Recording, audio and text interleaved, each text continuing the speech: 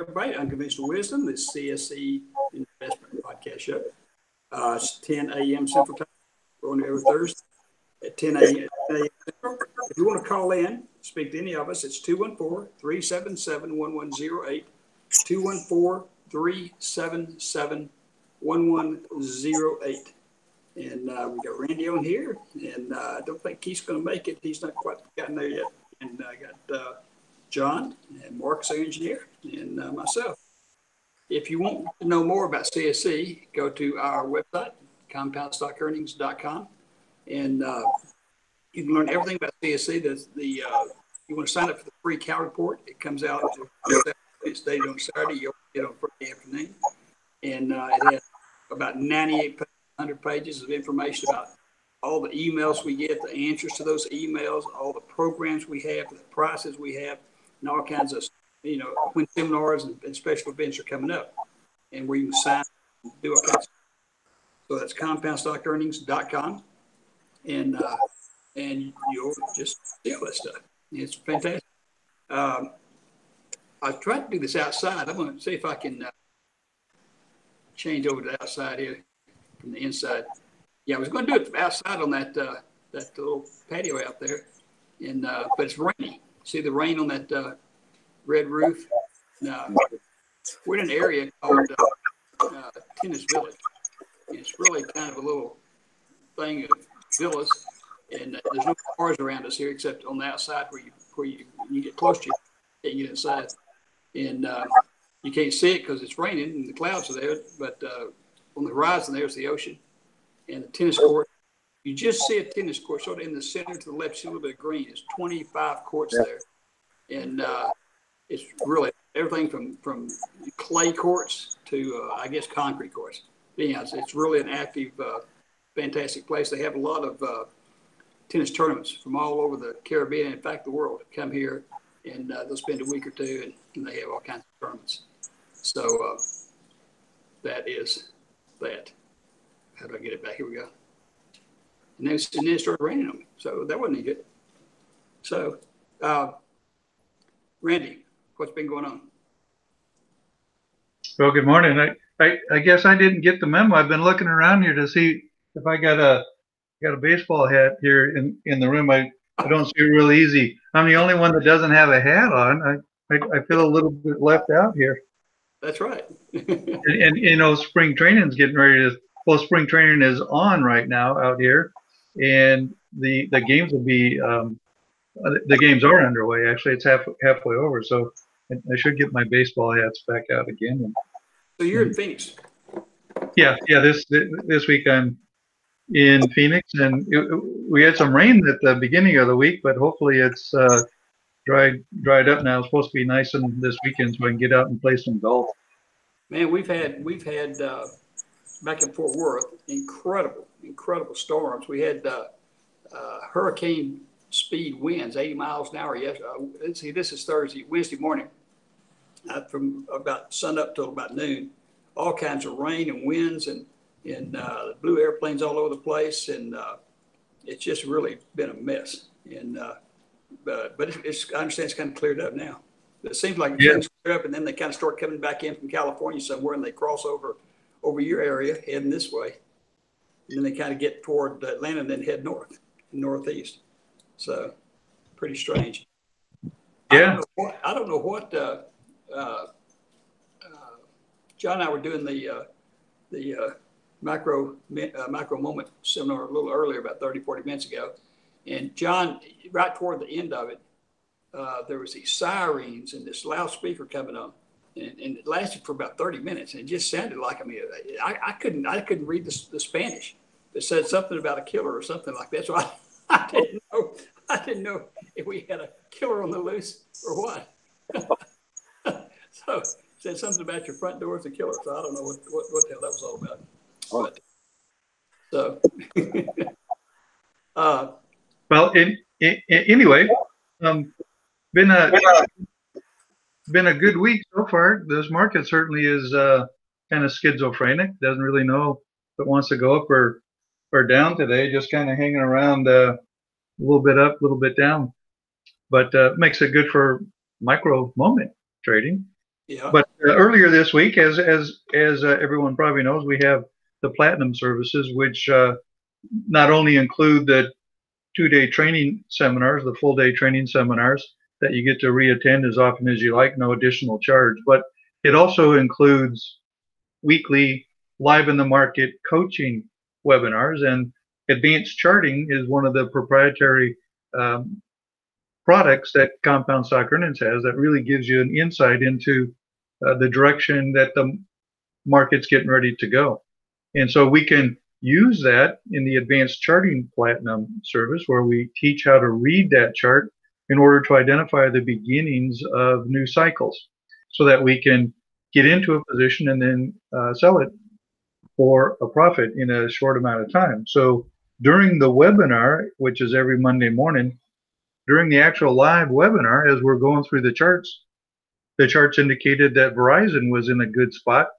So I entered a Verizon momentum trade. We call those momentum trades, where we identify the beginning of the cycle and then buy the option. And then on Tuesday, it closed for a profit, 4.7% return for just that one day. I know in relation to what John does, that's like a lifetime. But and that's why I've got the gray beard here going, because you have to sit around and wait for a whole day to get that profit. But that was another great profitable trade. We usually identify one or two positions every Monday morning, and they just take 1 or 2 days to close out on the average. So that was another great one. And Joe, as you know, when we do the platinum services, we send out alerts that says this is what we're doing. And then after it's done, we also send out another alert that says, here's what the results were. So people can follow right along and use their virtual trading account to learn along the way. Absolutely. And, of course, you've been doing this a long time. And if people that they sign up for the Cow Report, which is free, it's free, been published 20 years now. And you see, even if you don't subscribe to his service, you see all the transactions that he's done and what the returns have been and the whole works. And so it's really great. It's really great to get a feel for what's going on for all the different techniques. John's micro moments, Keith's stuff, and yours, Randy. But the important thing is when they subscribe to your service, they get an alert on their trading screen when you are preparing to do something. They know exactly what you're preparing to do. And you can always cancel it and say, I'm not doing it, in which case they get that. But if you go on through with it, then they get another alert that says, I'm getting ready to sell the such and such, such and such and such, such and such. And I'm going to hit that button now. So you don't trade it. They know it when you trade, you're trading your own money. And of course, you're not responsible for their money, but it certainly gives them the ability, because you're also going through the charts and all that kind of stuff. And they see why you're doing what you're doing. Same way with John. But the important thing is they get all this information. And advanced charting that we use, which is the proprietary product, we spend lots of money. So let me get rid of that. Directs you in what to do. When the market's going up, it's going down. It doesn't make any difference which way the market's going. Once you select the technique, then you're trading the movement. Randy trades all these things are trading the movement. Randy doesn't sit there and think, I think I'm going to go into Apple because I think it's going to go up in value. And that's what day traders do. Day traders, according to the CBOE, lose 85% of the time because they're sitting there, based on what kind of color shirt they have on that day and how they feel, what kind of lunch that they had. All these things that they interpret as to signs that they should do something. A good example of even the Warren Buffett. If you remember, Boeing went down substantially the last couple of days. Warren Buffett bought 5 million shares on the day before it went down. He's a speculator. Warren Buffett's a speculator, and that's what happens every now and then. And if you can think over all his years, how many times he's lost, of course, all you hear about is what he wins, and primarily buys companies.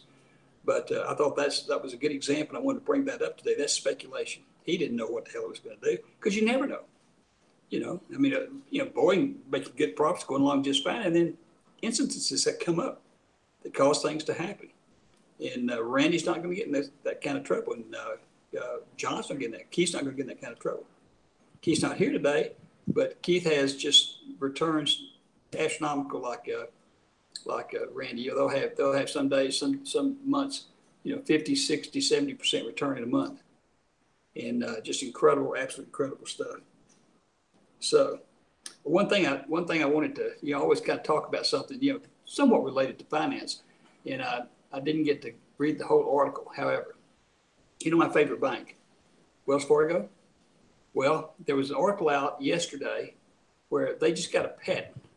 Wells Fargo got a patent on a self-driving car that is designed to take people around and look at real estate. Now, this is the silliest thing. It's not going to work because what it is you make an appointment, but there's nobody there to meet you. You just get in the car. And the car has been programmed to take you to various houses that you want to see. And you can even apply for a loan in the car. Now, when it takes you to the house, when you get to the house that you're going to be looking at, there's nobody there to meet you. In other words, there's no real estate agent. And there you are. Now, typically the way Wells Fargo right now is under indictment of $20 billion this year, or more than $20 billion in fines for screwing everybody, their clients. And there's about 20 areas. And just everything from making up loans to making up house insurance that they charge for, all kinds of stuff. Can you imagine this car? You're going to get in this car. It's owned by Wells Fargo. You're never going to get out. You will not be able to get out until you give them money, down payment on a house. I can just see it now, So I just couldn't believe they got a patent. I mean, even the government wants to shut them down. They're so bad. And that their patent is for it only takes them to houses that they're pre-qualified for. Yeah, exactly. They'll never get out of that car. Marcus, they'll never be able to get out of that car until they buy a house. That's because that's what they did with all these millions and millions and millions and billions of dollars in fines they've gotten, because they would take and just like give people loans. People didn't even know they had a loan.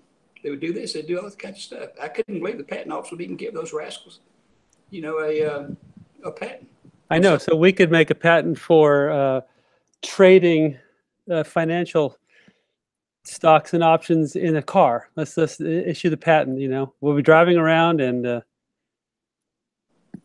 Absolutely. So, anyhow, I thought that was really, really interesting because for people that don't know it, Marcus and I have this continued running battle. He's all for progress and into the future and things like that to make your life better. And I'm always looking to the back. I'm always looking like how it used to be. And having been in the real estate business one time ago, I can guarantee you nobody's going to get in a damn car. It's going to take them around to houses that they think they want to look at. They're going to get out of the car. They're going to go up there. Who the hell's going to let them in the house? Is it just they're just going to walk right in? Probably get shot by somebody that didn't even know they were coming. I mean, it's just the craziest, dumbest thing I've ever seen, but it fits into their mode of operation because they can screw people. It'll be perfect for them to screw people. I can just see that they're so excited about it. Okay, that's my right for the day. You and Marcus, which one of you has the DeLorean then? No, I trust you. It's not me. Back to the future. Oh, yeah. As long as it has the flux capacitor, then it'll be all right. The what? As long as that DeLorean has the flux capacitor, it'll be okay because that's the future. Listen, I saw that DeLorean, but yeah, that was I bought that DeLorean. Gosh, within a week or two of them, being able to buy them, and it had that stainless steel body, and it's the only car in the world. After a long time, after a year or so, some of the stainless steel would get a little shiny. So other than just wash the car every now and then, which doesn't help the shiny parts, you take steel wool to it. So you're out there with steel wool roughing up your car. And it was a good car. It was a good car. So after a little while, though, the strut things in the doors, you had those doors that go up, on each side. And in the winter, those things didn't have enough pressure to totally hold the door open. So sometimes you would get cut half in two getting in and out of the car in the wintertime. Summertime was good. In the wintertime, that fluid in those cylinders would get cool and it didn't work. So, yeah. So you really had one. That's great. How'd it drive? It drove great. Good. Yeah, it really drove good. And it was quiet. It had a rear mounted 6-cylinder. I don't remember what the horsepower was. It was a French motor, which meant probably wasn't going to last very long. No, it was up around 88 miles per hour, or what happens? Well, no. I mean, on speedometer, I mean, it had like 130 miles or something like that. It had a lot of acceleration. A lot of acceleration. So, yeah.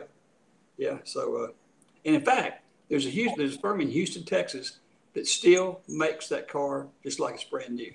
When DeLorean, the company, went out of business, these guys down in Houston went over and bought all their equipment, and they make that car today. You go down to Houston, Texas, and buy that car. It's exactly like the original. They probably improved some things, like those struts on those doors, and maybe it probably doesn't have a French motor. It's probably got some kind of U.S. motor in it. But as far as the body goes, it's the exact same thing. You know, it was a heavy car too, being all that stainless steel.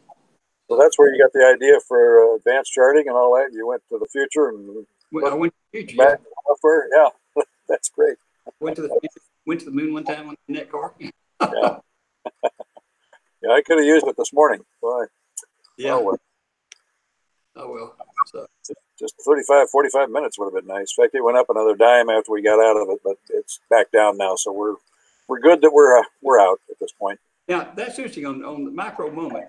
I've got a new sheet that's going to come out every Monday, and as soon as I get some more information from Randy and from Keith, their information will be on that sheet too. But it'll come out this Monday. It's going to show last week and this week. It's first of March 4th was the day. It shows every day what trade was done, if a trade was not done, or whatever, what the percentage was. Because on that macro moment, we're trying to achieve net 1% a week, just 1% a week, and that results in 10, 15 years, $500,000. But last week, we ended up with 7-something%. We didn't trade one day. Well, we didn't trade 2 days. And one day we had a 5.5% loss. And we ended up with a 7.7 or something like that gain for the week. For the week, we're only looking for 1%. This week, up until we had a loss on the close today, we were up 12 or 13%, I think near 13%. And we didn't trade on Monday. Now we got one trading day left. We had a loss. So if right now we got a loss, when you take the profit, that was 12, almost 13% profit for the week, then we've got probably a 5 or 6% loss. But we can make that up easy tomorrow. Mm-hmm. And the reason we had that is because the market just was not doing anything. And so when you see there no trade for the day, that means the market didn't do anything. Nothing, no trade was.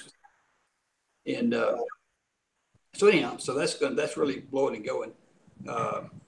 Because if this is the second month this is the this is still March, right? So this is the second week of March, and this is going to be a huge month, and we only need 1% for the whole damn month. Huge. Again, if you want to find out, about the programs we have, go to compoundstockearnings.com, sign up for the free Cow Report.